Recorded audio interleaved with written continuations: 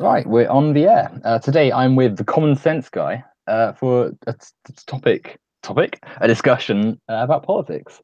Um, Pleasure to have you on, Guy. It's a pleasure to be here, Owen.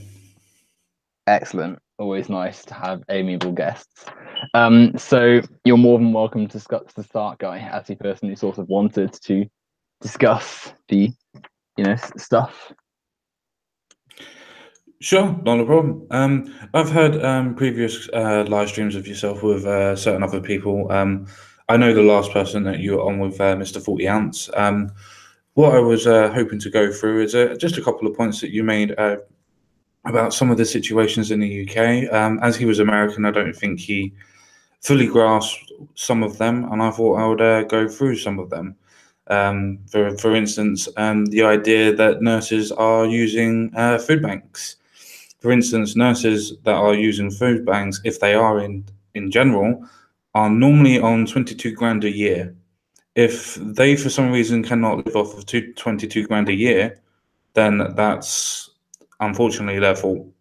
And the fact that they're using full food banks on that point is a case of I don't know how they got the tokens because they're actually really hard to get hold of. So the point you want to start with is about food banks and nurses and stuff, and the sort of state of things in the UK and stuff. Yeah, basically, the misconceptions from generalizing socialism, which socialist programs in themselves, i.e., like the NHS and i.e., like the welfare system in itself, are good in practice. They are good in practice. I'm not going to deny that. But just to say that they're the only good things that I think that actually comes out of socialism, i.e., as well, when they try to nationalize things like the railway stations and the railways in general, it doesn't really work that well. And last time they did it in the 70s, by the 80s, we were actually running at a huge deficit. Okay, well, lots to discuss then, which is always good. You want to have a debate with lots of things open. But we'll hone in on the first thing you mentioned, which is the fact that nurses and other people in society are having to use food banks. Um, And obviously, it's easy to say, "Oh, well, if you're on this salary, you shouldn't be having to use that, and it's your own fault if you are using it." But feel as though that's quite a simplistic outlook. You got to consider that whilst a lump sum of 22 grand is obviously seems like a lot, salaries for one aren't just paid out like that, and for two, the majority of that is not being spent on just your living. It's spent on rent. It's spent on energy, food, the price of living is going up in the world in general, but specifically in this country, um, it's not as easy as you might think. And then that's just more direct stuff. You've also got the fact that transportation is going up. It costs money to get from point A to point B. There's so many little hiccups in life that ultimately cost money to continually amend. Um, and when you put all that into consideration, then yeah, it's completely understandable why people would be needing to use a food bank. And I don't think it's something we should be saying, oh, well, it's your fault if you're in that situation. It's your fault that you're having to rely on charity and on other people's generosity and stuff. We should be saying, oh, well, why is this system allowing us to have people in such a destitute situation when, we've clearly got enough resources and wealth to make sure everyone has got a decent meal every day, three meals a day even. Everyone's got a house. Everyone can have these things. And we have to look and say, oh, well, the problem isn't that we don't have enough stuff. It's that our distribution of stuff is so appalling. So, you've got millions controlled by, the financial elites, the people at the very top of society, whilst the rest are sort of having to fight for scraps.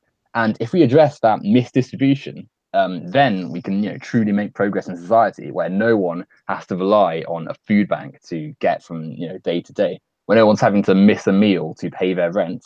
And I'll address more what you said later, but for now you can just respond to what I just said there. Sure.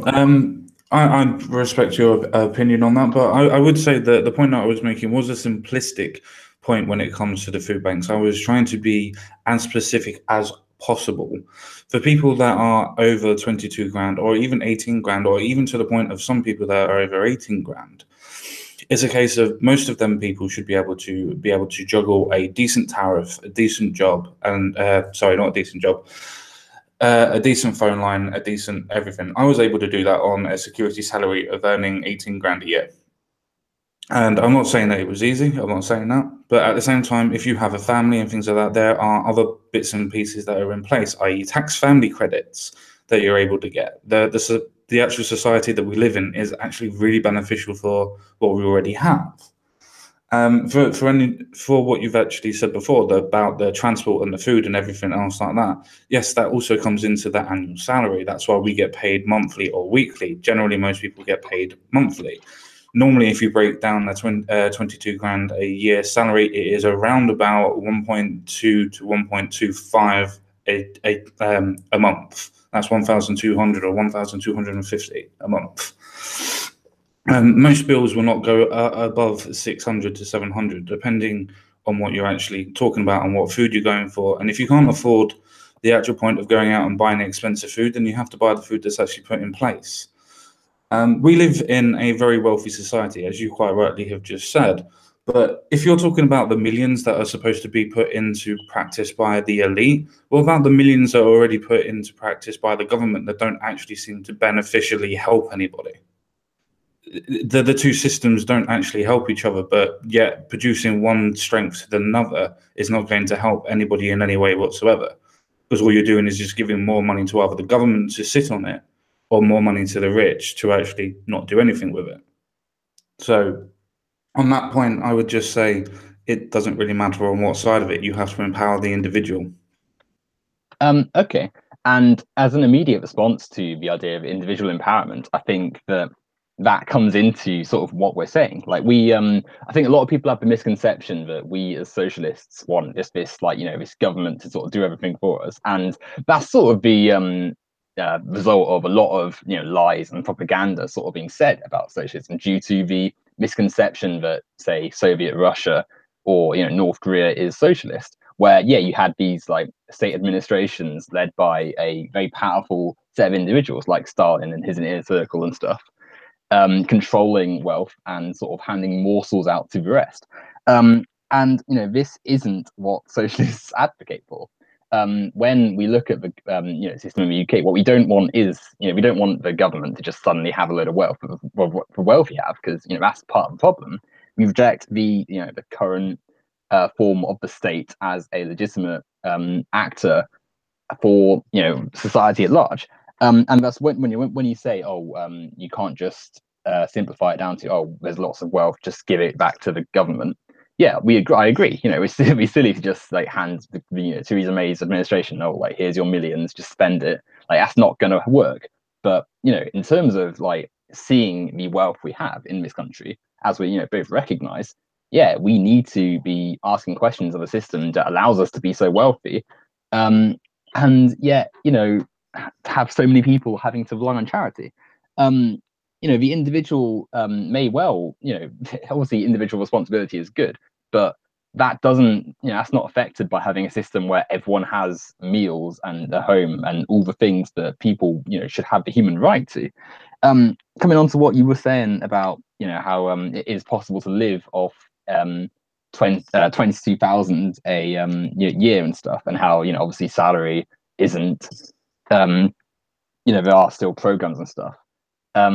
In the UK, as we both know, um, the government is making it much harder to obtain like benefits for that sort of stuff, or the tax credits and stuff. So, for instance, disabilities. The way this government administration has failed the disabled has been atrocious. Where people who have clearly been not in any state to be going out to a job seeker's office and trying to find work, I've been having to. Otherwise, they'll lose out on their subsistence and their survival and stuff. Because if you've not got money coming in, then how are you going to pay for your energy? Lots of disabled people have just died. Like, no, I'm not even exaggerating. As it's been well documented, people have died because of the barbaric way these benefits and stuff have been cut. And those who haven't died have had to sort of put up with things they clearly shouldn't have to be working through, to make ends meet. All the while this abundance of wealth just sits unspent in the hands of people who didn't even earn it. um, I think that whilst it's important to, yeah, obviously, like you could just like look at the maths and purely say, oh well, with this sum of money you could survive, but that's not how humans work. Certainly not in the society we live in. It's not like we've got time to just draw out a big spreadsheet and say, oh, this is going there, this is going here. I'm going to have exactly this amount. That doesn't take into account the exhaustion of working. Say, we mentioned nurses as well, the job you mentioned. The NHS has been defunded for years now, not had the adequate resources put in. So nurses have had to do a massive job on not a massive wage and with increasingly depleting resources. That stuff's exhausting. You put that on top of having to try and pay rent and pay for food and get everywhere, and the sort of social and physical stress that puts you under. Suddenly you're not actually thinking, oh well, here's how I'm going to run this perfect spreadsheet of making my way across life. Suddenly you're thinking, oh well, how am I going to get through the day? Because this stuff is exhausting. It's not just nursing, in education, in transportation, in the emergency services. All these faculties of society are being drained by the system. And instead of perhaps looking at it as, oh well, you could live off this if you just do the maths and stuff, you got to think, oh well, human beings don't have to go. There's no reason we should all be going through this. Instead, we should turn our ire to the amount of wealth that's unspent. The wealthy who are hoarding this wealth, which could be very easily put into society to make it a lot better for everyone. Which is just instead being unspent. Like you could knock probably quite a few zeros off some people's wealth, and they wouldn't even notice. And obviously, we as socialists go a step further than that and think, oh well, we've got to break down the whole concept of this wealth exploitation that allows people who do the work to not get what they put in. But just on a basic level, just seeing the amount of wealth we have in not just the UK but in just the world in general, and seeing how little of it is actually being spent on useful, societally beneficial stuff, is upsetting. Anyway, I spoke for quite a while there. You can go ahead. Yeah, there's quite a bit to unpack on that bit. Just to quickly kick off with the idea of disability. I'm actually disabled. I'm actually on disability. I recently just had to go onto universal credit. And to be fair, I haven't really found too much problems with all of this sort of stuff. The idea of itself of keeping everything on the digital platform at this moment in time, because most things are now done online. You can still go on and use a phone and do things like that, or even go in if you wanted to. But most things are done on universal credit by phone calls, as well as actually on the web app that they have, which is in the beta session at this moment in time. As I said, with the disability, I haven't really had any too much problems with that. I'm able to live off of that quite well. As you were saying that people need to have a spreadsheet to be able to live off of life and be able to enjoy life in general. No, I wasn't suggesting that at all. I wasn't trying to say that everything needs to be itemized and everything needs to be done. It's a case of you can't go out and buy 3 steak meals for a night instead of actually just going out and just getting a portion of chips instead. You have to live within your means, not be able to spend money that you don't have. That's what I was trying to say. The personal responsibility and the actual individual responsibility is on you. The people that are actually in full-time work are actually earning more than enough to actually live to what they want to do. It depends on how much they want to socialize, to how much that they want to have as a car, or how much they want to spend on a credit card. The thing is, today I will agree with you that things like credit cards and, most importantly, personal loans, which are over sorry, I don't know if I could swear or not, but things that are over 1,000% to actually get back. By the way, just so I didn't interject. You can swear if you want. Yeah, but exactly. For that to actually happen, for personal loans to be over 1,000% is absolutely ridiculous. Payday loans and things like that. I would agree with you on that they need to be definitely restricted on that point. But it's a case for me that you say the disability thing, and it's just like, no, disability is actually quite fine. You mentioned about people that have died. The story that I can remember from the person that died with no benefits was a ex-veteran, and the reason why he died was because it got his benefits got changed over to universal credit. He had letters, but because he had PTSD, um, it was a case that he couldn't actually go out, and because didn't want to ask for any help, that was the case that he actually unfortunately passed away due to not eating. No, it wasn't a case of the eating. It was to do with insulin. His electricity got cut off because he didn't pay the bill, and obviously couldn't because he wasn't on benefits. But that was the reason why he died. His insulin wasn't cold anymore. You also go on to talk about the idea of the wealthy. Now, if you're trying to say that you want everybody to pay their own, to live in their own way and have their free square meals and everything else like that, why would you overtax the wealthy? That would stop the initiative of people actually working to produce ideas to actually go into factory work, for instance. I'll use this as a quick point. You could have somebody start off from hobbycraft, making the idea of, I don't know, sun lotion, for instance. They can start doing it in their bedroom or bathroom or whatever, and then start making the process bigger and bigger and bigger, and then eventually have to use a factory for it. Does that mean that you would tax that person so much, even though that they've produced something for the society and produced tons of jobs for somebody, giving more people that were on benefits to begin with more jobs? Okay, so we'll start from the beginning. I'm writing stuff on the page, and I like wrote to the bottom, and then realized I was going to run out of space, so I started writing from the top. So I was just like momentarily confused with my own notes then for a second. So sorry if there was a little bit of a pause there. Let me try to find where. Okay, yeah, actually, yeah, there we go. You said you were disabled, Yeah. and you've not had a problem. And I'm glad that you're not going for any sort of hardships or anything that I described. But that doesn't sort of take away that there are lots of cases of people being seriously failed by the system, of people having to ignore the fact that they're clearly in physical or emotional pain to have to go and find a job. People being kicked off their benefits through no real fault of their own, because the system is increasingly trying to lower the sort of threshold for when you sort of qualify for these benefits. This veteran that died, firstly, if even if it is how you describe, which I'm obviously not trying to say that you've made it up or anything, obviously not. But the fact that the government takes away your electricity for not paying a bill, I mean, no one looked into the conditions of this person, sort of suggests to me that there are some, even in this basic level, some pretty fundamental flaws in a system that essentially just casts off someone and keeps no record of their situation, doesn't look out for them, when they're in such a vulnerable state. But secondly, there are more than just. It's not like it's just one person.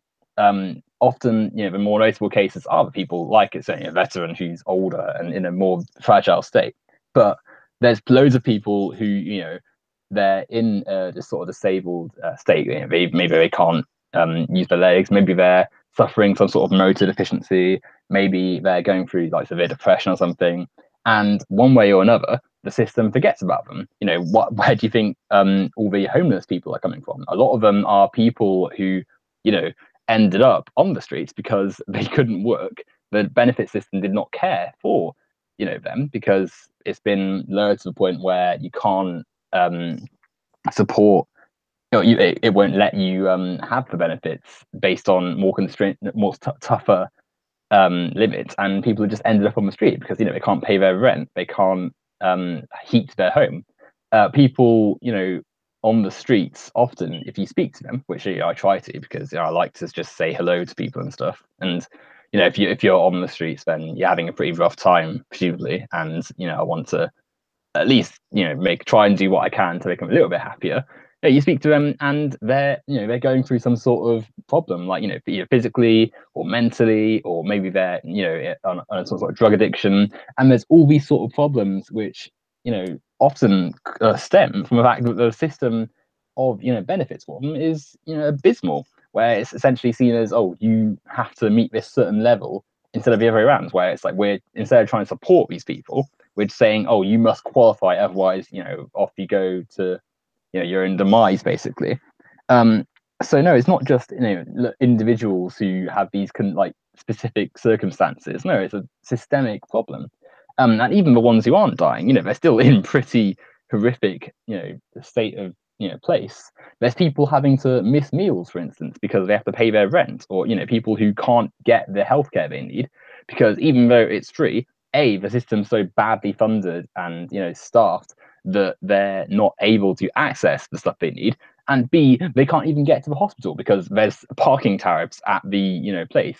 They can't access the transport because it costs too much, or it's being so badly managed that they, the one bus they would need to get to their, hospital, um, it's too far away. And imagine you've like hurt your leg or something, or you can't walk properly, and suddenly you have to go and walk to your bus stop, which is only at a certain like specific time, and not regularly enough, and then get to the hospital and stuff.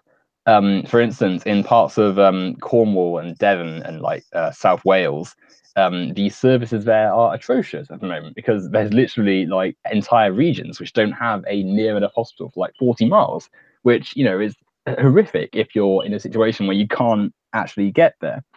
Um, Regarding the spreadsheet point, I wasn't saying that, oh, you're suggesting, oh, you must live off a spreadsheet, but the sort of rhetoric that I hear a lot with this sort of thing is, oh, live within your means and stuff, and it ignores the sort of day-to-day conditions people face.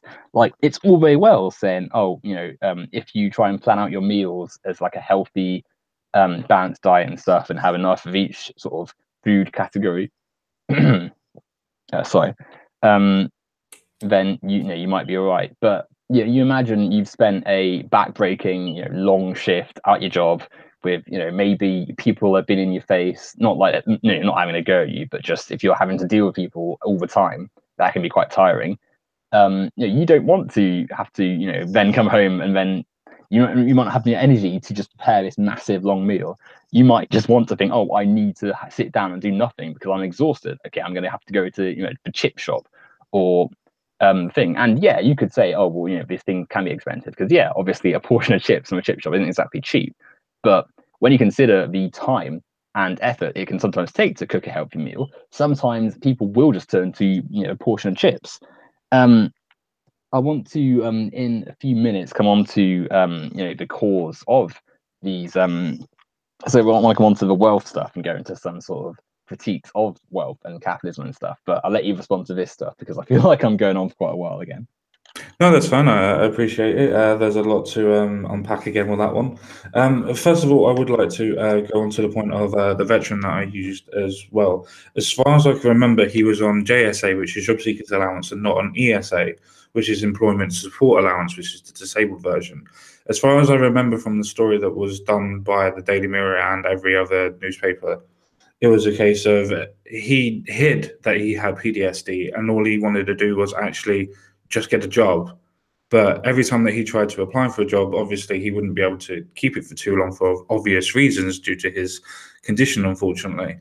But every time that he would do that, he would go back onto the job seekers allowance, which obviously there's no problem with that. That's what it's there for. That's what it's designed for. But it would be a case of because he got changed and he forgot about it, it was a case of they thought that he had work again. And because he wasn't able to pay the bill, it wasn't the government that had to pay the bill. He had to pay the bill because he was on JSA. He wasn't being covered by ESA. And it's a case of at that point, that's when his insulin went. And he didn't, he unfortunately, it was a case of he had diabetes and unfortunately died due to that. With the homeless problem that you've quite rightly brought up, yes, there are a lot of people that unfortunately, due to mental health, are unfortunately on there and they do need to be looked after and they do need to have more help. But Russell Brand himself actually took in a homeless person and trying to make that homeless person better. Integrate him back into society. Sorry, he's not a fucking disease or anything. To make him better, as in to bring him back into society. And the homeless person said, I'd much rather be on the street than actually be living in a house and sleeping in a bed. Unfortunately, some people actually like the idea of being homeless and like the idea of doing it.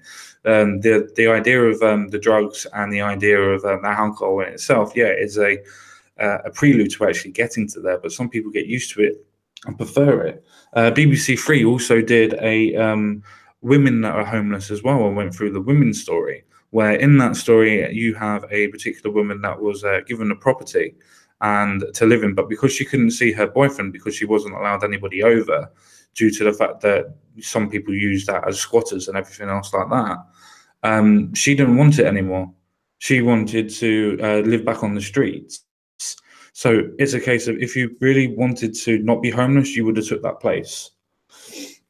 To do with healthcare, I'm not going to go into the actual point of healthcare in itself, but you were saying about disabled people themselves, as in if you hurt your leg.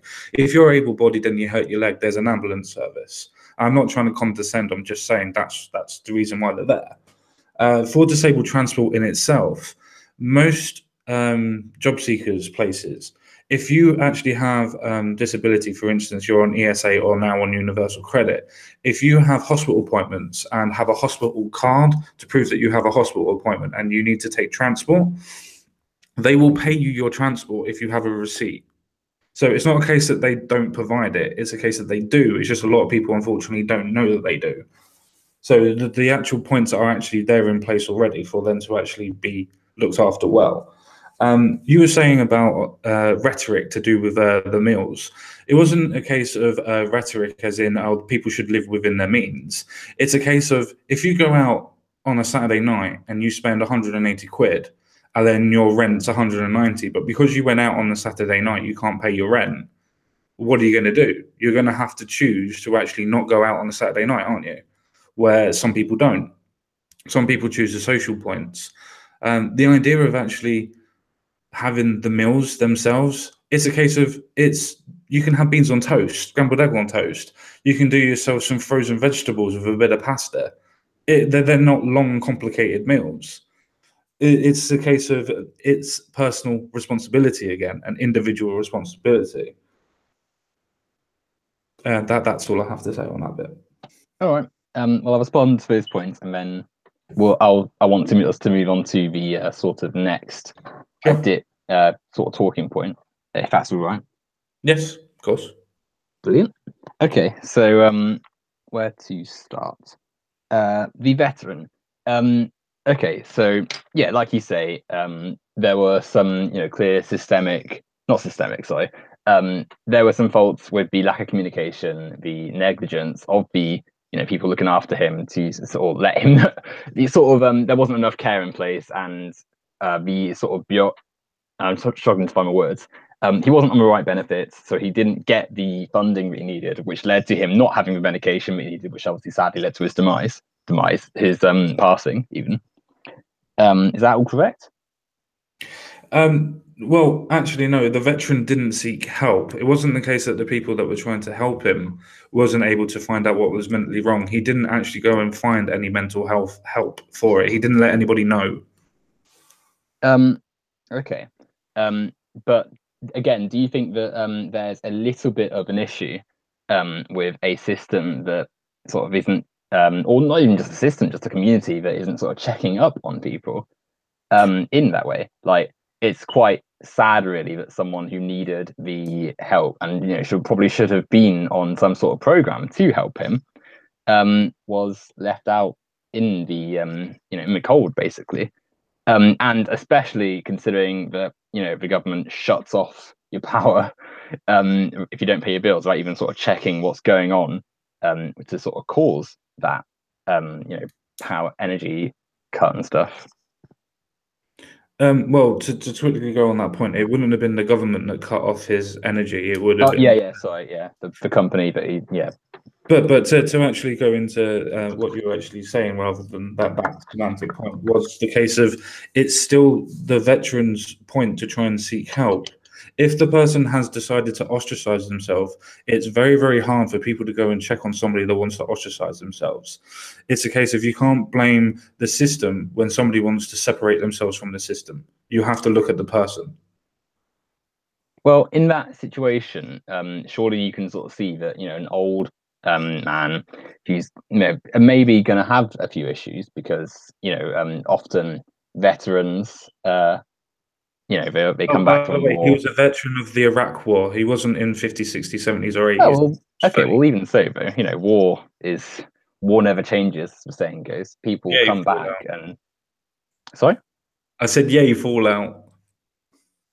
Yeah, but it's still like you can come home and people need help sometimes because it's a pretty stark thing to go and be in. But anyway, Sorry, um, sorry. I don't mean to cut you off. I just wanted to not make sure you understood the point, but make sure the point's there. If the person ostracizes themselves, how can you check up on somebody that ostracizes themselves? If well, they you pushed could. everybody away, how can you check on them? Well, you can, for instance, you can see before you cut off the energy and electricity to the house, you can think, oh, why is this person not paying the bills? And maybe, send someone over to go and ask. I don't think that's a stretch. It's hardly as though you're sort of encroaching on their free time, before you just cut them off completely and then they die. And it turns out that, they weren't like, it's hardly as though like he, openly said, oh, leave me be. I will die in my own time, is it? Like, there are clearly some issues there. No, you're completely and utterly right. But I'm not sure if you've ever been into the point where you have to pay bills and things like that. I'm not trying to be condescending. I'm just trying to say that it's a case of when you actually can't pay your bills, they don't cut you off within a month. You have 4 or 5 months before they go, right, we're cutting you off. Oh, of And it's course, yeah. But and it's a case that he didn't respond to a single letter, so they assumed that he moved. They assumed that what's he that? wasn't there because he didn't respond to it. But then that assumption got someone killed.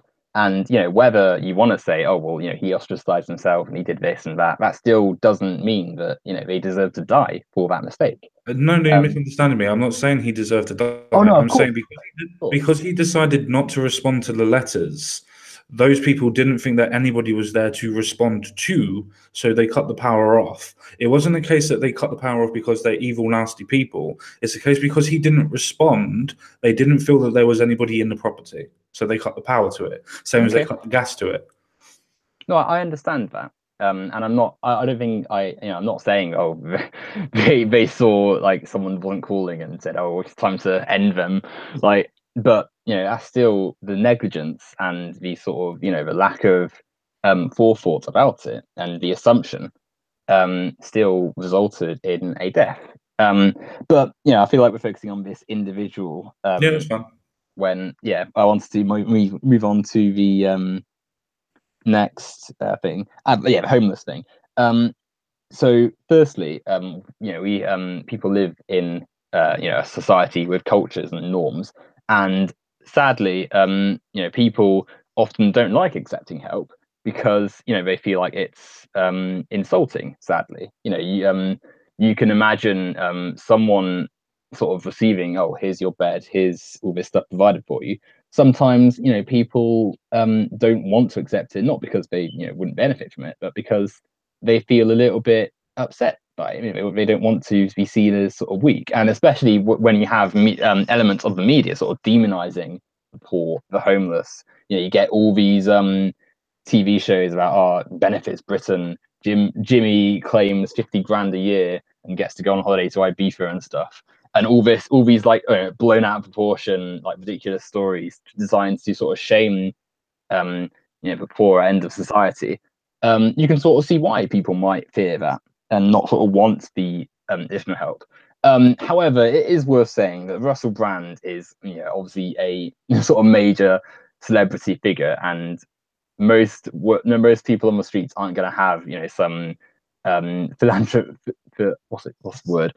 Philanthropic. There you go. Person just sort of shouting me that, oh, let's get you on your feet and stuff. Um, Not only that, um, there's also the second one with the woman who couldn't see their boyfriend. Was it for drug related reasons or something? Um, So sorry. you mentioned a woman who would have been given a like a room or something in a No, homeless she shelter. was going to get a flat. It wasn't a case of going into a hostel or anything else like that. She was going to be given a flat, and because it was a case of her not being allowed to have her boyfriend stay overnight, she didn't want to have the property because she wanted to spend time with her boyfriend. The reason why they do that is not because it was a case of saying that you can never have anybody over. It was a settling in period to make sure that they didn't have squatters go in because they've had squatters in before. It was down in Brighton. Okay, well, people, human beings have emotions, and yeah, it's again, I think it's the lack of sort of empathy in a way, where we a lot of the system often fails to put itself into someone's shoes. Like you imagine you've been on the streets, you've had a rough time. Your companion, people you surround yourself with, they matter to you. We all have people that we care about, and it may seem like nothing to us if you've not had anyone really, and someone special is potentially going to be kept away from you. That's going to hurt.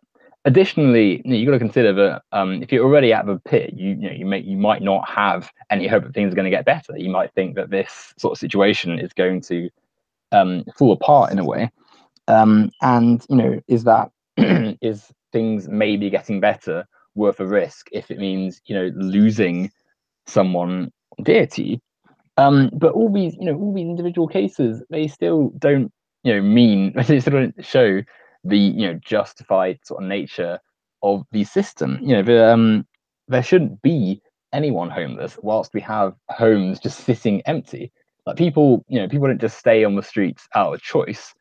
And if they do, choose to be there, it's because they sort of realize the system isn't really going to help them. They can go to a, a homeless center maybe, but they still firstly have to pay to get in, because obviously these things don't just run for free. Um, I'm sorry. If you're homeless, most homeless centers don't actually charge you. They don't even charge you for food. well, the food is free once they get in, but there is often a price to get into it. Obviously, it's not like loads, but they still have to pay a bit to get in. So, for instance, in Manchester, lots of people on the streets. I don't know what you're based, but they get annoyed when you give them food because they they get food for free at the homeless centre, but they can't get into the centre if they haven't got money to get in, which is obviously quite sad because it means that who could have had that food, are going to go hungry. But that's the way. It's like they'll be a little bit upset if you give them food because firstly it's like again tying into what I was saying about the sort of shaming elements of culture where we sort of demonize the poor. Um, but secondly, that food they could have had anyway, but the money is what they need. Um, but yeah, what I was saying was, the homeless. Just a second, if I can ask you a quick question. What do you think that they would spend their money on? As they're Um, not asking for food, apart from obviously as you're going to allude to going, oh, they would pay for the homeless shelter or the rec or whatever. What would they actually spend their money on? the money that they've been given off people off the street. Yeah. Well, sometimes it's money to use the bus. Sometimes it's one of those like cheap little pay-as-you-go phones. Sometimes it's obviously drugs, but it's hardly as though that can be helped really. Um, it's not that doesn't even if they are spending the money poorly, it doesn't excuse the fact that the situation should never have happened in the first place because we shouldn't have a society where people are ending up on the streets whilst so much wealth and homes and land exists for them to live on. Even if we like all the land we have in this country, we may not live in a massive place, but we still live on a island that has a lot of land, and yet so much of it's controlled by so few people. It's silly um, to ignore the fact that the homeless should not need to exist. Well, which obviously are not people, but the state of being homeless should not need to exist. Um, and no one like even in these examples where people have chosen, oh well, I don't want to go to this thing. I want to I want to be back on the streets. That's not like, oh yeah, if I had any role, I'd be homeless. That's in a specific situation, they would be choosing homelessness over this specific thing with like criteria and stuff. Um, but I wanted to oh, well, there's one more thing. You mentioned how, if you gave an example of if you had rent to pay, but then you spent it all on a night out or something, or, on that, then that's poor self-management. And, yeah, if you've got a bill to pay, but then you spend all the money straight away, and you've not got enough to pay for that at the end of the month, yeah, that's obviously, sorry, that's obviously, poor. But at the same time, that still doesn't detract from the fact that the system is still quite poor. And especially people aren't just, pouring money into the system. Not what we're saying. People aren't just pouring money into leisure and stuff. People are spending their money on what they need to survive. It's not like the average person is just binging loads on a night out. Can I ask a You quick know, question, if I may? sorry. Can I ask a quick question, if I may? Yeah, yeah, sure, sure. Do you think that, and this is probably something that we would definitely agree on, do you think people are not living within their means? By that, I specifically mean people will go and buy a car on HP as a brand new car that's worth 18 to 16 grand, which, as we all both will be aware, that is more than what some people earn in a year. And I Mm. think that some people are doing stuff like that too quickly and they haven't built up enough money to actually realize what they need to do. And if you get something like that, you have to pay something like 250 or 260, 280 to 300 quid a month, which takes out a massive proportion of your labor, your money. Where if you just bought a car for 2, 3 grand, then you've paid it off straight away and it's your car. Um, well, I think people who do that, yeah, obviously that's not the best planning, but I don't think that's the majority of the people who are in the situation that I've been sort of describing. And certainly, I don't think that's, again, an excuse for the sort of state of things that are in the So living country. within your means is not an excuse. Sorry? So living within your means, as in deciding not to buy that 17 grand car, or taking a loan out for 5 grand so you can go on holiday, or something really, really simple, something of buying something on a credit card for 200, 300 quid that you just can't afford, but yet you do it anyway. I'm not trying to say it's a case of those specific things. It's a case of using credit rather than using the cash that you earn. In Yeah, other words, yeah. paying double or 3 times what you would have done if you bought it yourself straight away. Well, I mean, firstly, I don't think that people are doing this. Like, yeah, obviously there are going to be cases of, people wasting money. But Do, firstly, I don't think do that's you a, have internet and broadband and a phone? Obviously, yeah, are they on contract? yeah, Did you check to make sure that you got the best and the lowest amount that you could get for it? of course. Do you think that everybody else is doing exactly the same, or do you reckon that they're going, "Oh, Sky's good. I'll go for Sky," instead of going for something like PlusNet? Well, of course, people aren't, always checking, but at the same time, I don't think that firstly that's always their fault. Like as I've described earlier, if you're in a situation where you have to spend a lot of time either working and you're often quite tired, yeah, you go for the quickest thing. But secondly, I don't think people are always spending money on these things. People always often the loans aren't being taken out for that. The credit's not being spent on that. It's spent on stuff they need because if they don't, their life will be severely like worse. You know, and even if people are spent wasting their money on that, that doesn't mean that they don't deserve a decent life. And I wanted to come on to the sort of a more focused critique on the system, of capitalism, because there's a lot of needless focus and scrutiny on those at the bottom end when we should be instead asking, oh well, why is there a bottom end to begin with? Why is there a poorer massive section of society that is in sort of destitution? And that ultimately comes down to the capitalist system that allows labor, the time workers put in to produce value, that being commodified and then profited off by the capitalist, the boss, the person at the summit of society.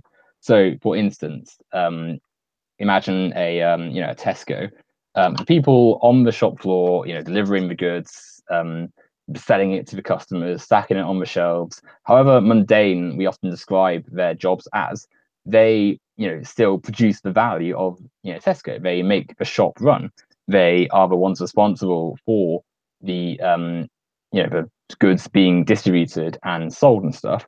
Yet the boss, is the person at the top, the CEO, is the one making the majority of the money, the one who's seizing this value, taking most of it for himself as their own profit, and then handing a morsel of that back to the worker. You see all these headlines of, oh, Mr. Tesco and his not maybe not Mr. Tesco, but them in their like hedge fund, society or their like their nice villa off in the Caribbean. Yeah, what have they done to earn that money? The money was earned, or value was produced by the workers. People doing the shifts in the shop, selling to the customers, often on very little pay. And that is the sort of exploitation that we as socialists reject. We think, oh well, no, this isn't fair. This is workers having their produce being taken by the capitalist who probably is never going to set foot on that in the shop, let alone do any of the work. Um, and then the capitalist gets to make millions from their labour, whilst they have to slog it out on minimum wage, barely getting by, often not even getting by, because lots of people in the country are having to rely on food banks and stuff to get by. And that's what we want to address and reject. We think, oh well, there's all this wealth and resource in society, but it's controlled by such a minute group of people, whilst other people who need it, who produce it, don't get it. And that's sort of why myself and others are socialists, because we think, oh well, this isn't fair, and we need to change this. Oh, okay. Well, I've got 2 points to that. One is a quick question, if I may, to yourself. Do you think that people should get paid for their ideas and managing the ideas afterwards? What do you mean? It's, as I just said, do you think people should get paid for the ideas of starting a business and then managing the business? Well, in terms of like when you say management, yeah, obviously people still get stuff for what they do, but what we reject is the commodifying and profiting of other people's labor. So regardless of how good, like maybe you imagine someone has an idea for making a new type of car. It doesn't matter how great your idea is. The fact that you've used other people's labor to make that car means that it isn't fair for you to say hog millions of that value and pay your workers essentially nothing. So, for instance, imagine if you made like a blueprint of a car that was twice as efficient as anything on the market, and was brilliant, and was the best thing since sliced bread. Um, it doesn't matter how great that idea was. To make that idea a reality, you needed the labor of people across the globe to make it, to collect resources, to turn those resources into the model of a car, to collect the what's it called, to ship the car to different parts of the world, to sell the car in the shop. Um, you know, all that labor has gone into it, and as workers around the globe are contributing to that labor, they they're the ones who produce the value and are entitled to the value because that's what they produced. And Isn't that that why isn't, they have a minimum wage? sorry. Isn't that why they have a minimum wage so that they actually, what labor they put into it, they get back in the commodities of their time that they put into it? But that's sort of what we're addressing. The minimum wage, for one, is not, that's not, it's barely enough to live off. But for two, is not fair because that's like they're getting a morsel back of what they contributed. No, they're They, getting what their labor's worth. And sorry? they're getting what their labor is worth. And the reason why their labor is worth a minimum wage and is not being regulated by the market is due to the government that's put minimum wage into it. By that, I don't mean that the wage should be going down, but because everything's set at a low bar, it means people can't actually increase what the wages should be. But if more people that are skilled that are going to factories would be able to say, "Oh, I think I'm worth £9. I'm going to walk out if I'm not worth that." It's a case because the minimum wage is there. There's always going to be people that will fill their place. That's the point of capitalism. Capitalism in itself is I'm going to sell you my labor. We take away that actual point because we're not selling our labor. We're being told that we have to provide labor by the government, and it's set at a minimum wage. Um, well, I would fundamentally disagree with that, and I come on to it in a second. But just going back to the basic point of workers being handed a sort of a minuscule of what they produced. Um, if it doesn't matter that oh well they have a minimum wage, so they've got their stuff back. That's not the point. If the car if the car business made £1 billion, but then the boss is getting like 900 million of that, whilst the thousands of workers around the globe are getting 100 million, those workers are being ripped off. They're having what they produce stolen from them by an individual or maybe like a bunch of shareholders who are getting a massive fortune off the back of other people's labor. And to suggest that, oh, well, they've been compensated is, frankly, like, it's not legitimate at all, because that's essentially saying, oh, well, you should just be happy that you've got this little morsel of what you made back. Imagine if, like, I made you write me like a poem or something, sold that poem for millions, and then was like, oh, here you go, here's a tenner back for it. Um, you're going to be feeling like, oh, well, you've ripped me off because I'm the one who wrote that poem. Yet you've gone and sold it for millions. Depends on how much that you're going to actually agree to write in the first place. It's a case of, does the artist that paints an actual painting get the actual original price of what the painting's worth, or does it actually increase in worth afterwards? That the argument makes no sense when it comes to things to do with art. To go on to your actual point of labor and everything else like that, the actual point that you're trying to try and say is that the people that get lots and lots of money from it should be putting more money back into it. Do you think that the people themselves don't reinvest into the business, or do you think that they keep everything themselves? Well, some of them reinvest to a degree, but the point isn't always that, oh, these people should be paying more. The point is, oh, well, this whole role of the capitalist, of the person who commodifies labor and takes the value for themselves, is a fundamentally wrong position. Which, that's not to say, oh, well, you don't. There should be no more people heading business, because obviously there's people who have different skills compared to others. But what we want to address is the idea that you can take value for yourself and seize it, and steal it and hoard it for yourself at the detriment of other How are they people. stealing it? Well, because they're taking what other people have produced for themselves, through force. No, And There's no force. yes, There's there no is. force. It's completely voluntary. If you Well, get the, I no, mean, if you wanted to get the money from that place, you go and work there by choice. If you want to work somewhere else, you go and work somewhere else. There is nobody forcing you to go and work. but there is force. I mean, it's unspoken force, but it is still force. Because if you don't agree to the capitalist's terms, then you are What suddenly out of a capitalist job. terms? That you need to Right? work to earn money.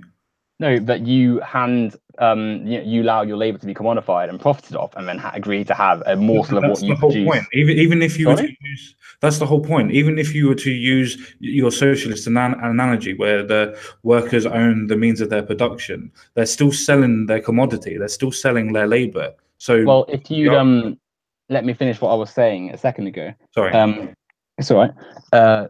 Yeah. So the imagine, like, you go to Tesco and you're like, oh, well, I want to own what I produce, and they're like, no, here's your minimum wage, and you're like, okay, well, I'm not going to work here.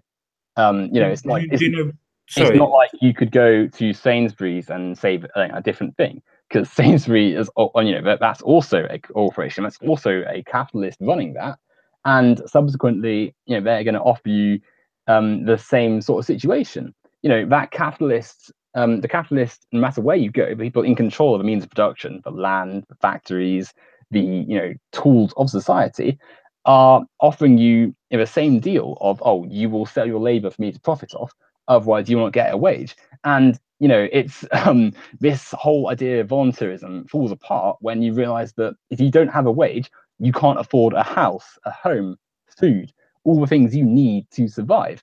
And subsequently, no one is going to agree, oh, well, I'm not going to work, and I'm not going to sell my labor like this, because your life will be considerably worse. It's not like you can just say, oh, well, I'm not going to participate in society, because that'd be ridiculous. You're not going to survive if you do that. So people are forced, in that sense, in an unspoken way, to sell their labor for the capitalist to profit off. Otherwise, they lose out on the essentials of life, and subsequently, they don't survive. So they have to, which is why we talk about force when we say, the wealthy have all this wealth through force, because No, there's no force. I'm sorry, that, there's no force. that's what I just described to you. I mean, would you not say that work or starve is force? No, because it's a case of selling your labor as in a barter system. If it's a case that you produce beans, for instance, you produce beans and I produce tomatoes and you want tomatoes but I want beans, you do the trade. It's a case of we have money instead of the trade barter system. That's how it works. It's a case of, if you're trying to say that we've got the idea of, okay, we use a socialist point where everybody should have a house, everybody should have a car, everybody should have 3 square meals a day. I agree with you on that point. Everybody should. And everybody under capitalism that actually voluntarily does what capitalism is supposed to do gets it. And in fact, a lot of people actually get to the higher echelons if they actually put some effort into it rather than just existing. Well, I mean, I would disagree that everyone has 3 square meals a day who's If working. everybody wants to work hard and But actually does well in school, then they have every opportunity to go and get 3 square meals a day. As I said to you before, I was doing security. I was on low minimum wage, earning 17 to 18 grand a year. I was able to get 3 square meals a day. I was able to pay my rent. I was able to pay my car insurance. I was able to pay my phone bills. I was able to have Sky. I was able to have internet. I didn't go out too much because I wanted those things instead. But I was still happy and I still did this voluntarily. I mean, I'm glad that things worked out for you, but that doesn't. I mean, firstly, things are different for each person. There's different circumstances, different elements of society that come into play for different people. But going back to what I was saying, people like you talk about it as though it's a bartering system, as though it's tomatoes and beans, but in reality, the power structures of society do not work that way, and if the chances are, unless you're very lucky, you're not going to have the land and resources just at in your possession to barter with.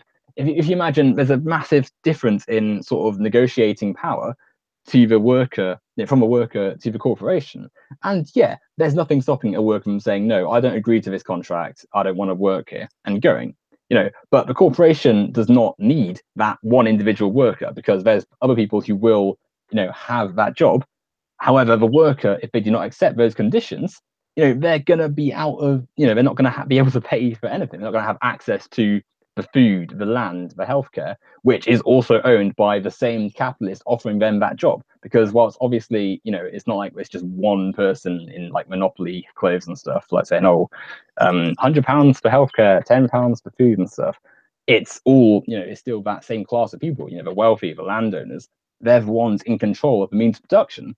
And subsequently, they, are the ones in the position to say, you will work at for my profits, otherwise you will suffer without, the essentials in society that you need, which is what we talk about when we say force. Because yeah, you could, like you say, it's a contract, but you have to sign it before you work for them and become, their commodity. However, you're going to sign the contract with at least one of these corporations. Otherwise, you're not going to have what you need in society to survive. What worker, Can I you ask a talk quick question? in a second, as soon as I just finish this little point. You talk about going back to what you said, beans and tomatoes. What worker has land to offer people? Most people are renting land. What person has, the time to just suddenly grow their own resources, accrue their own capital through themselves? That time is going into working and into, sleeping and, maybe because we're human beings, into trying to find a little bit of enjoyment in life because, we need some relief as well. Society does not work in the way that you have presented in some of the arguments you've made, which isn't to be rude or anything, but it's not like you can just go up to a corporation and barter when the entirety of the power in that negotiation is in their court. Okay. You're absolutely wrong on your last point. That's how pay rises are negotiated. People can go up to corporations and go, I want a pay rise. I'm this good at doing this job. I should be earning this amount. Or Jeff's earning this amount. I do a better job than he does, so I should get paid more than him. That's how the barter system works when it comes to pay rises, and it does work, especially if you say you've been there for a length of time as well.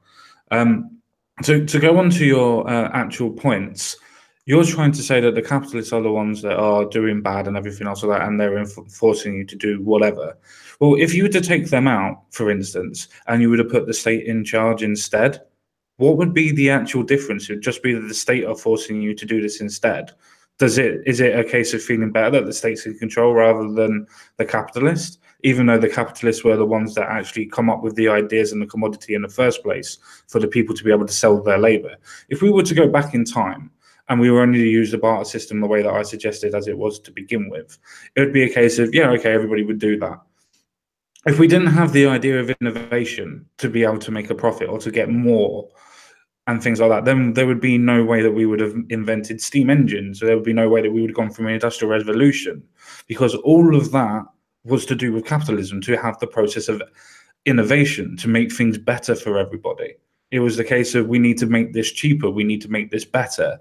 That was the innovation that actually made and drove the economy to go forward, to actually make things better. I'm sure you yourself would say that the 70s, having a 4-day week, the bins on strike, so much that they couldn't actually go and do anything when almost everything was nationalized, to the point where a lot of things were actually owned by the government, was a good period of time in the UK at all. You only have to look at the idea of the winter of discontent to see that the idea of socialism as an actual economistic ideology just doesn't actually work. It actually destroys the actual economy that capitalists have built up. A lot of people always throw the idea of Scandinavian countries into play, for instance, and say that, oh, they have socialist ideals. They first of all had a capitalist ideal, then went into socialism, and then have come back into the idea of actually being capitalist again. They actually have more of a capitalist idea in the economy than any other state that you would actually class as a socialist. Okay, so I'll come on to a few of the things you said, but firstly, I think it's important to say that what we advocate for as socialists is not a state whatsoever. We reject the idea of a state, because that's the political class sort of ruling over people. That's not what we want. And thus describing Britain in the 70s or, Scandinavian countries today as socialist is just completely wrong, because socialism is at core worker ownership of the means of production. It's, the abolishment of the systems of oppression and hierarchy that exist over us today, such as the existence of private property, corporations seizing land for their own profit and stuff, and wage exploitation, and having a system run by workers for workers, and thus everyone having a place in society and stuff. So to describe the troubles of the 70s, or the countries we see with social democracy today, is that's not socialist. um and you even touched on it yourself. People say, oh well, Scandinavia is great, Norway, Sweden, they've got socialism. And whilst, yeah, fine, those countries are better in a lot of ways than other Western nations, they aren't socialist, and they still have the same problems we do, just not as severe. But going on to what you're saying, the what was I going to start? That capitalism, is that force I was discussing, because ultimately it's a continuation of systems like feudalism and your autocracies of Europe and stuff, like the nobility and ruling class, just rebranding it and stuff. It's conceding power to the ruling class and stuff still, just giving it a different title. But what have I written here? Uh, Here we go. The idea that the capitalists just came up with all this great stuff and made society better, is entirely misleading. Labor and workers come up with the ideas, and capitalism is merely the process of which the value of that idea is misappropriated. So, for instance, the light bulb, the work of people like Nikola Tesla was crucial to making the light bulbs we see today, which admittedly are a bit outdated now, but back then revolutionary. However, the corporation, the capitalist, people like Thomas Edison, took his idea, made massive amounts of money off it, whilst the workers who, like Tesla, came up with the idea, or the people making the bulb in the factories, received none of that money, or a morsel of that money. Take the mass production line with automobiles. Henry Ford, considered one of the pioneers of the car industry and stuff. But it was labor of thousands of workers across factories all over, not just America but the world, who made all those cars. Yet the money is all, the value is all going to the people at the top. Even if these, and it's not like all these people who control this wealth are the ones who came up with the ideas. Often it's shareholders, people who just buy stocks, and not even those people who are buying the stocks, the people's like secretary or management team who are buying the stock and then selling it on for more later on. and someone's got extremely wealthy off the back of no work of their own, whilst the people who did the work and produced the value, are off getting minimum wage in a sweatshop somewhere in a country that doesn't have very good workers' protections. So that's just seen as the natural way of doing things. Everywhere you turn, you see this element of force and of brutality, which is exploiting the worker, extracting profit from them, and making the summit of society extremely wealthy on the top of none of their own work. And it doesn't have to be this way, because there's no reason someone can come up with an idea under socialism, but all of a sudden, instead of that idea needing the exploitation of lots of people around the globe to come into fruition, suddenly it could just exist and not need minimum wage suppression and stuff in some third world country. Suddenly it could just be the idea exists and can be tried without needing all that exploitation. Anyway, I'll let you go ahead because I was speaking for quite a while. That's not a problem. You misunderstood what my point was massively at the beginning of when I talked last. The actual point that I was made first was the case of if you take the capitalists out, so to speak, and you put in the government, which is what you would have to do because otherwise you wouldn't actually have a economy that could trade with the rest of the world. Because for socialism to work, you would actually have to have the whole of the world to actually implement the idea of socialism as an economic structure. Because otherwise, you wouldn't be able to trade on a fair basis. So you'd have to have the government in charge to be able to set the market and everything else for that and regulate it, which, as we all know from today's ideas of when government actually interferes with the market, all it does is mess it up even to a greater standard than what any other system would do. We should all agree that government interference in free market is absolutely stupid. But my actual point was on socialism for the idea of it. It's a case of the idea would never be produced to actually help because it would have to go to a committee of people because they wouldn't be able to earn their own capital. So it wouldn't be a case that you could put your own capital into it to be able to force run it at the beginning. So if you have socialism, it would be a case you'd have to go to a group of people, convince those group of people to try and put their labor into it. So in an essence, you'd be creating an idea of capitalism under it anyway, because you'd be trying to convince them to trade their labor for the idea. You would then be trying to convince more and more people to go with the same idea to use the commodity. So all in essence, as soon as there's an idea and an innovation that comes up, you have to use the idea of capitalism to be able to produce the idea in the first place, because you have to either trade the idea as an idea to get people to force their labor onto it, or you have to try and convince more and more people to produce their labor onto it because you can't do it by yourself.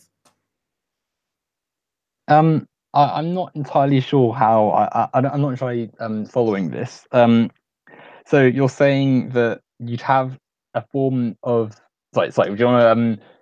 I'm a bit lost of your point here. Well, let me just clarify very quickly then. It's a case of if you had an idea under socialism and you wanted it to be innovated, you would not be able to save your own capital because, as you said, there would be no need for work, so there would be no need for any money because you'd be getting everything on food stamps or whatever commodity that you would use, so to speak. Sorry to interrupt you. When did I say there would be no work under socialism? I didn't say there would be no work. I said that there would be no money. You just said that it would be no work as well. But okay, well, you obviously would have the essentials of life and stuff there for you. But why would that mean that there would be no work and stuff? Sorry, what am I saying? I shouldn't have interrupted you. You continue. So to derail you a bit. What I was actually saying, if you have the idea under socialism, it's a case of because you don't have the money, you can't get the capital. So it's a case of you would still do what you need to do to be able to get your benefits, so to speak, to do whatever. So time's also of the essence. So you would also have to then try and convince people that your idea is actually worthwhile. And then once you convince people that your idea is worthwhile, you then have to convince them to work on it with you. And then it's a case of going to further and further committees to be able to get that idea going. It's the idea that that idea in itself just destroys innovation in itself.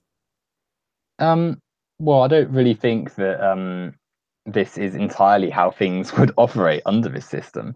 Um, because for one, you could have an idea, and yeah, sometimes people wouldn't want to do that idea, but that's not an issue because for one, you've got more free time. For two, there's more people who would be willing to do it because all of a sudden people have more free time to do what they want because suddenly we utilize, for instance, improving technology and improving democratic functions that we'd see under this system to have people not having to say slog it out in a factory or a shop for ages, and subsequently be able to do what they want.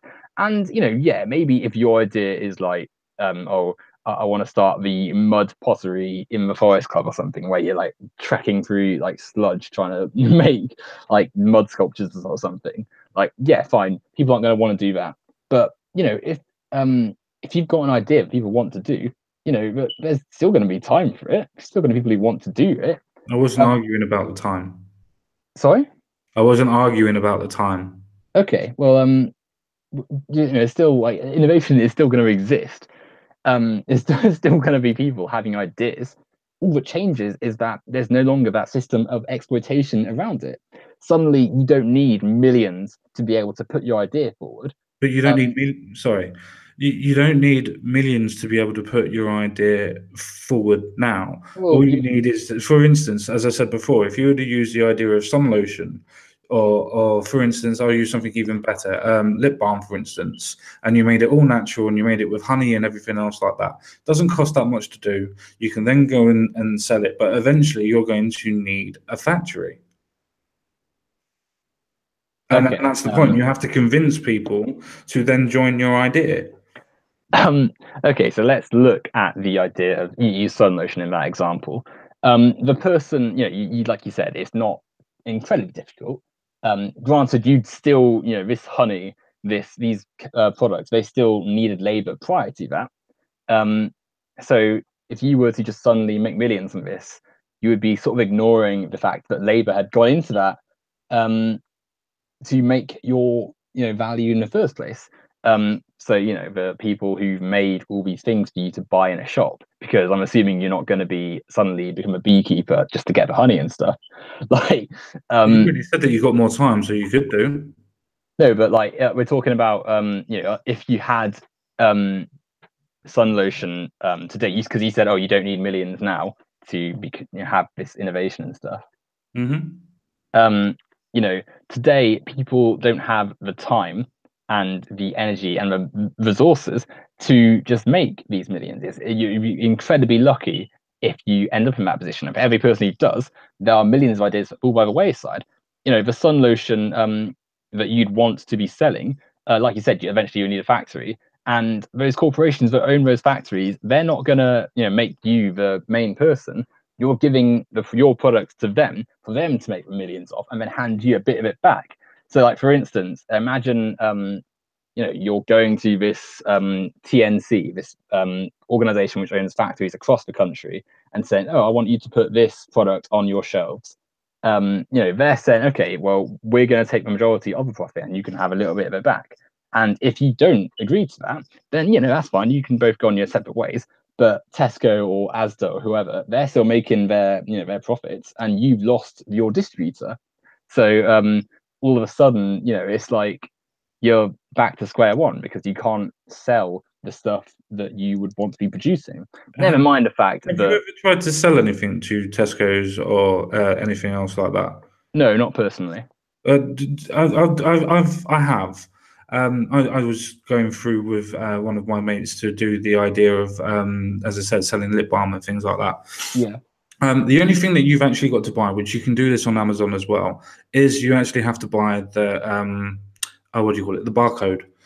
Once you buy the barcode, and they actually offer you a fixed price for buying what they want off of you. So say, for instance, they want 1,000 stuff and they're going to pay you, I don't know, 3-4 grand for this stuff, for instance. So they're £2 each or whatever. Yeah. So 2 grand. And they pay you that and they put it up for 3 grand. That's their choice. They're taking all the risk for trying to resell it. So it's up to them what profit they make after that, which is only £1.99 profit. So they're taking all the risk to do that where you've already made your money. That's That the way does that actually works as a distribution. However, I would disagree that about this risk thing for one, because firstly, this corporation is worth millions. So what's isn't like they're putting their entire revenue into that. That's a few grand to a TNC. Whereas your money, yeah, fine, you got it, but you needed that's presumably you're not a millionaire, so that's a lot of stock that you've sold to them. So that's a big thing. But that doesn't change the fact that you are the one who produced that lip balm, and thus that value would not be possible without them. And similarly, the lip balm, it's not like the resources you made to make that lip balm were produced by someone else.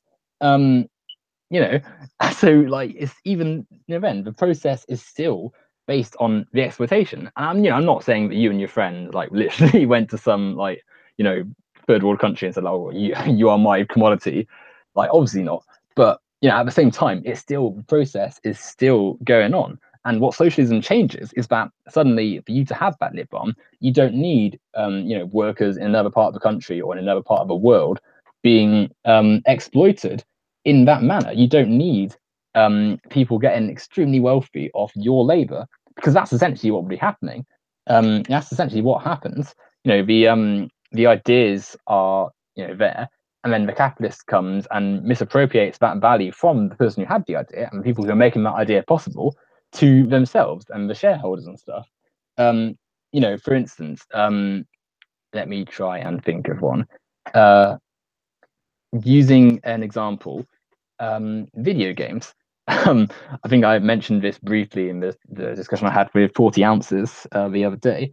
But the people, it's not like the CEO of EA or the shareholders of like Ubisoft or something, other people writing the stories and developing the games and making the graphic engines and stuff. No, that's developers across the whole company. And beneath, before them, it's the people who are collecting resources in the rest of the world to make that video game console, to make the CD, to deliver all that stock and all those resources to the the developers in the other country. Yet the people who are the wealthiest at the summit of those companies, are the CEOs, the people who own millions, sometimes even 8, 9, 10 figures of wealth. Meanwhile, the developers who were responsible for it all and the workers who made all those collected those resources and stuff, they're in pretty terrible conditions. They're not having a great time. That's not great for them. Anyway, you go ahead. Yeah, no, I do understand where you're coming from. It's just a case of you're trying to suggest from the example that I used that all of the products that were ever made, they never took any risk in building up the proper in the stuff that they've actually built up in the distribution centers and things like Tesco's and Sainsbury's and blah blah blah. That they had to build themselves up. They become massive companies because they took risks overall. They built themselves up over years. They didn't just spring up overnight and just put loads of money into it. They were built over lots and lots of time. Same as Tesco's and everything else like that. Marks and Spencer's. I mean, Marks and Spencer started off as a market stall, and then went all the way through the evolution that it did. So it's not a case that. So Tesco's actually, to be fair, it's not a case that it just propped up. They had to take the risk by putting more and more things into it. That was the point that I was actually trying to make. But it's a case of that your commodity is what you've already sold. I think you're getting hung up on the idea that everybody should get paid the same. It's a case of some people that have produced something, like for instance the computer games. Okay, you built the developer, you built the graphic system, but without the idea of the game to put onto the graphic system, then what's the point of the graphic system?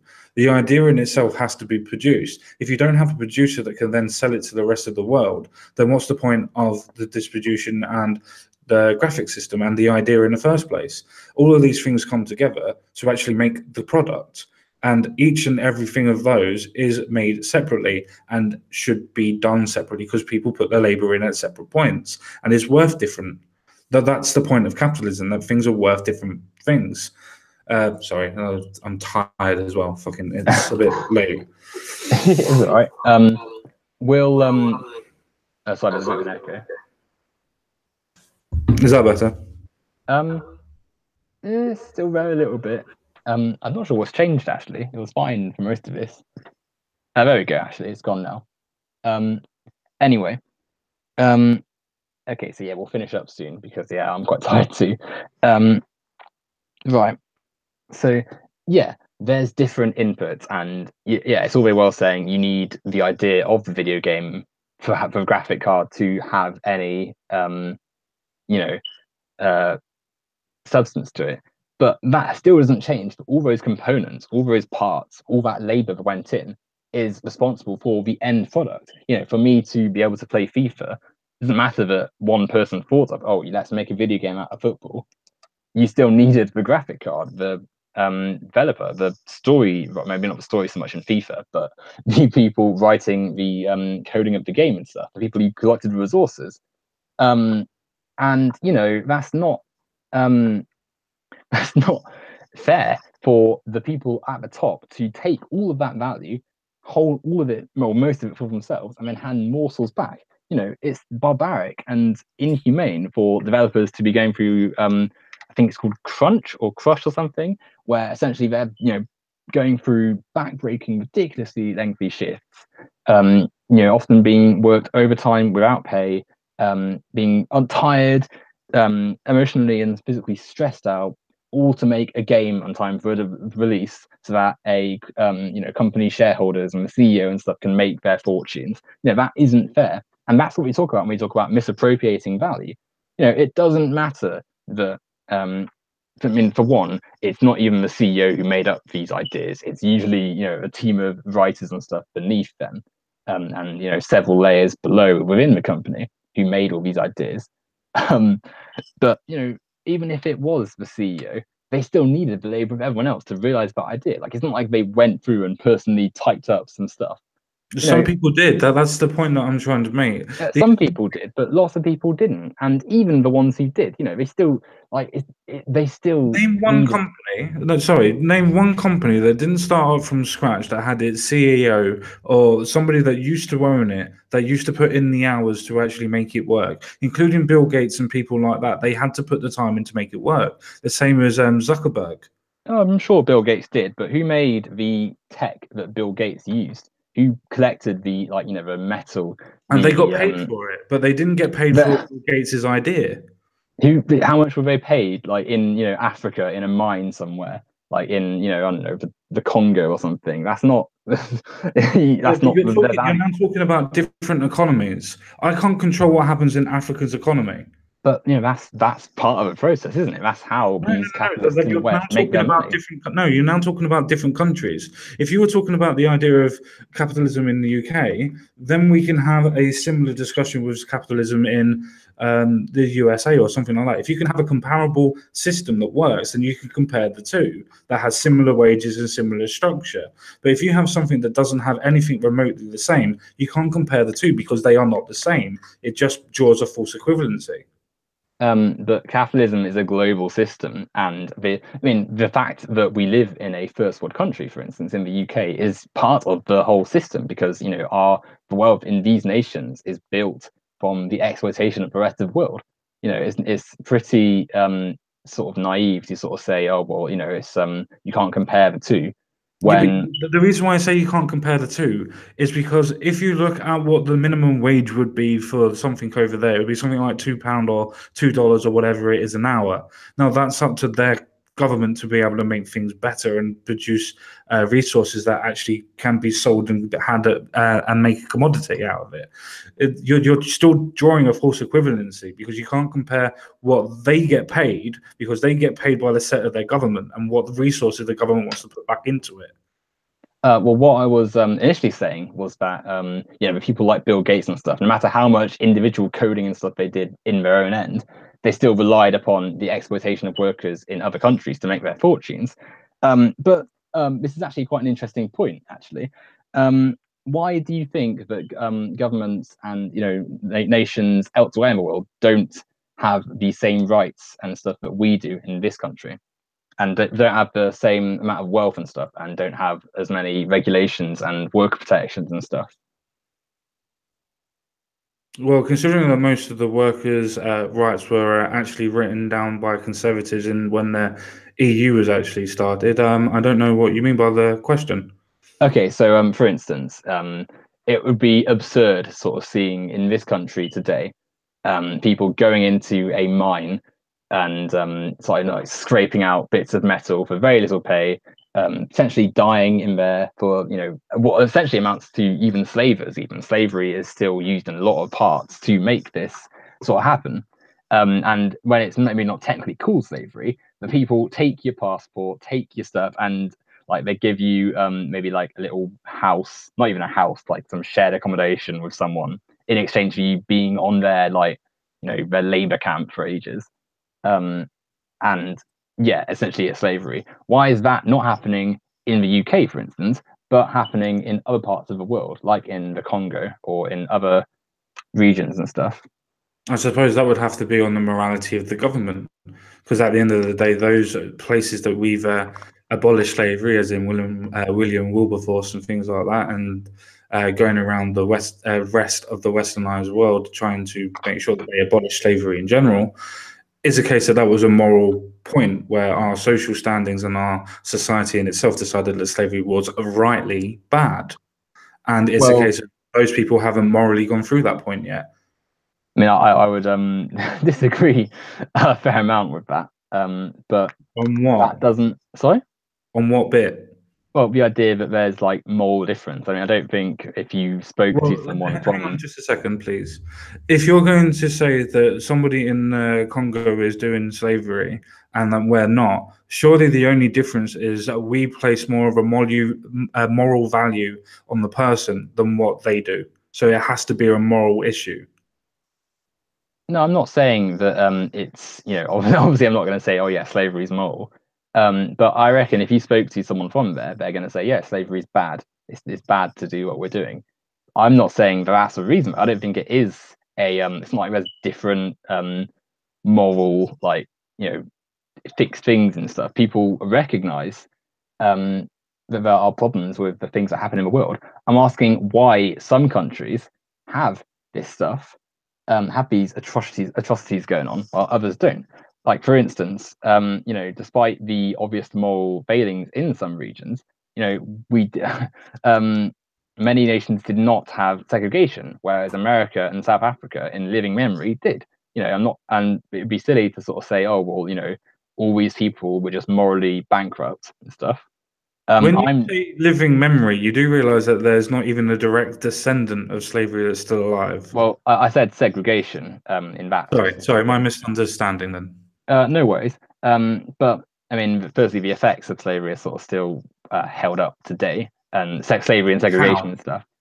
Um, well, I'll go on to that in a second. But what I'm saying is, part of the overall point was that it's not like these countries um, have just in fixed, oh, slavery is not that bad, actually. It's not like they're just actively thinking that. There are reasons that there are atrocities going on in other parts of the world that happen. There's reasons that corporations are able to go to, third world nations, put their factory there, make millions off it with even lower standards and not get into any trouble from the government because we have a system of exploitation and along the same lines of the capitalist system where the wealthy in the west say you will use your nation as our profit maker, otherwise we will make your nations much worse. So for instance, we can look at America's control of the World Bank and the International Monetary Fund and look at how these international systems are used as a tool of capitalism to exploit the rest of the world, where African nations will be told if you do not privatize your land and your systems and your education and stuff, will cut your funding, will make it so that you will not have as easy a role in the capitalist globe, and your country will suffer. So, for instance, you can look at what has happened to many a nation in on the globe where they've not agreed to these conditions America through its international systems has set out, and then they've suffered for it, where they either had a recession or even gone through famine and stuff, or America's just bypassed the entire democratic process and supposed the illusion of democracy and just outright backed a coup or invaded or tried to do anything in its power to subvert democracy itself. The whole system is set up in this manner to benefit the profits of wealthy because it's a capitalist system. And if these countries aren't going to play, toe the line, they're going to get smashed for it, which is ultimately why there's there's the difference in standards and regulations in these nations. Not because they don't know it's bad, but because if they don't, they're going to be in a worse situation for it, and the wealthy, will do what they can to crush the change. I'll let you come on to this, and then we probably could do a wrapping up actually because it's 1 o'clock and we've been going on for an hour and a half. But yeah, no, we a lot of stuff's been untouched really. We could probably have a second one of these if you wanted at some point. But I'm more than happy to. I enjoy having my ideas challenged, and hopefully we'll do it at a slightly earlier time so we're both more awake. yeah, yeah, exactly. Anyway, you quickly respond to what I was just saying, and Sure. then we'll probably sort of try and wrap up. Sure, no problem.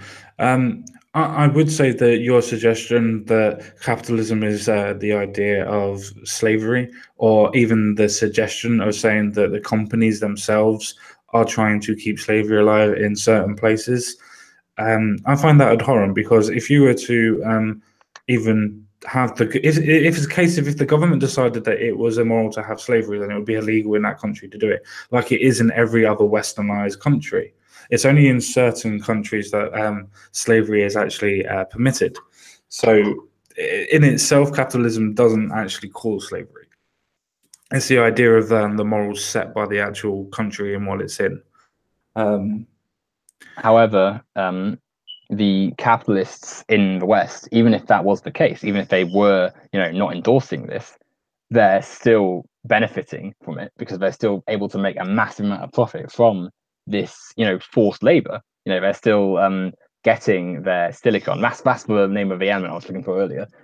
Silicon. They're still getting that from slave mines in Central Africa. They're still benefiting from oil money from Middle Eastern nations, which literally get labor in from neighboring countries and withhold their passports from them, and make massive fortunes off them. You look at the amount of wealth that Dubai and Qatar and stuff, and not And yet they still Dubai. have slavery. Sorry. And yet both of those countries still have Yeah, slavery. that's what I'm saying. That the Yeah, West. but how is that anything to do with the West when they're the ones that have complete control? They have the complete control of their own economy. They have complete control of who they trade with, and yet they still decide to have slavery. Is that not something to do with their moral code rather than actually being controlled by the West? Well, no, I don't think that. So you don't It's think that their morals playing any part in the idea of actually getting rid of slavery in general? Well, I mean, I'm sure there are still problems there, but in terms of why it's been continuing and stuff, yeah, there is that outside influence. You've got to remember that the entire ideals of these countries are often subverted by the capitalist system. It's not like the workers decide, oh yeah, slavery is good. Like you just look at Middle Eastern countries where there's these massive movements of trying to get serious change because people don't want this oppressive archaic system in place still. Yeah, it's been crushed by not just their own sort of suppressive systems, um, but also Western imperialism sort of realizing, oh, if these movements that want to overthrow the old way come about, they're suddenly going to say, oh well, no, we want to get rid of this oppressive sort of global trade system as well. You don't want to have all our oil going off to corporations in the West. We don't want to have all our resources being used to make money for Nike or something, and that's going to cut profits over in the West. So it's for the benefit of capitalists over here, the massive corporations, to maintain these things. Because whilst on one hand they can say, oh yeah, slavery is bad, they're happy to reap the profits from it, and just sort of claim it's got nothing to do with them. Which is the whole reason we started talking about this, was because we mentioned Bill Gates and other software corporations and technology and stuff using extremely exploited labor in third world nations and parts of the world with a lot lower standards on that sort of thing to make their fortunes. which is the whole point of sort of saying that capitalism, is maintaining this because it's extremely beneficial to have a labor source which is more, they can extract more profit from, which is ultimately what slavery is. You extract more profit from the labor. No, so slavery is not about extracting profit. Slavery is the fact of not actually paying a person, and the person is indebted to you or servant to you. It's not a case of it's to do with profit. Would you agree that the Egyptian culture in itself was a capitalist society? What, like ancient Egypt and stuff? Yes. Uh, I mean, probably not exactly, but it's not exactly like I don't see if we go back. I mean, you can bring us up if you want, but in terms of why things are happening now, um, slavery, yeah, fine. It's not like it's literal like chattel slavery, like people being lifted on into boats and taken to a plantation, but the core themes are still there. The idea that you've got this labor force that you don't have to pay, and you get maximum profits out of, that's still there. And those In where? themes. In where? Please elaborate. Because if you're paying somebody, and depends on the country, obviously, but if you're paying somebody that has a minimum wage, that's not slavery. That's paying them. Well, there are plenty of cases of them not being paid in many third world nations and stuff, which But that's in third world nations that could have but the government actually implement the idea of not having slavery. that's only happening, or is massively happening, because it benefits profits in the West. If you're a TNC and you've got a workforce that isn't being paid, and subsequently you don't have to pay them, and you have a greater profit margin, that's benefiting your Is that to do shareholders. with corrupt governments, though, or is that to do with capitalism in themselves? Because if the capitalists are paying the government for their use of resources, for instance, like in some African countries for their silicon, isn't it up to the government where they put their money at that point in time?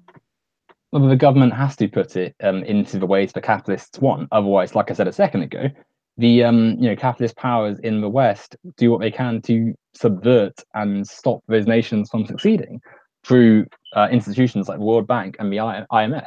For instance, in Nigeria, I think um, the education system suffered massive cuts under austerity-based policies because of the need for profits to be made by the West, and the Americans wanted to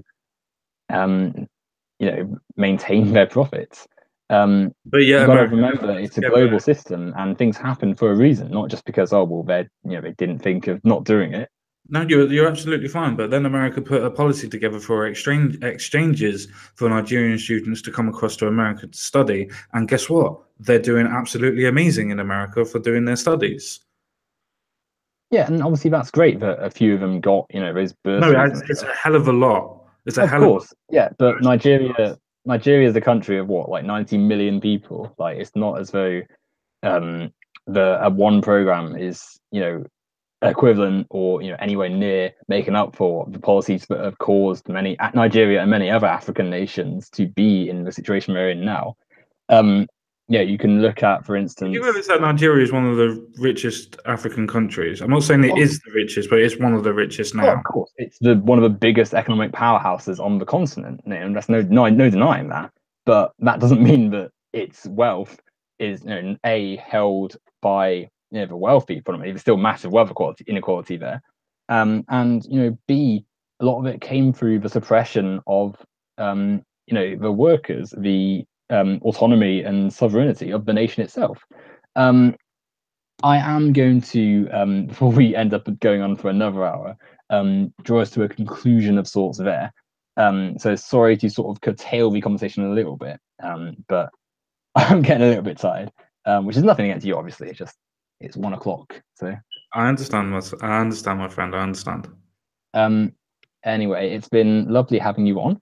Um, I feel like it's been a very Interesting. interesting, yeah, definitely. Um, and it'd be great to do it again at some point, because I feel as though we had a lot of topics we could have gone on for a lot longer on, which we sadly didn't get quite around to doing today. Yeah, I think that was to do with my idea of setting the time a little bit too late, but hopefully we can do it again at an earlier point. So I'm more than happy to do that with yourself again. Yeah, no, it'd be great. And I mean, it wasn't just you who set the time. I usually stream at this sort of time anyway. Um, but yeah, we can do a sort of second part to this Sure. um, at some point. But anyway, this has been this has been as well. It's like a proper show.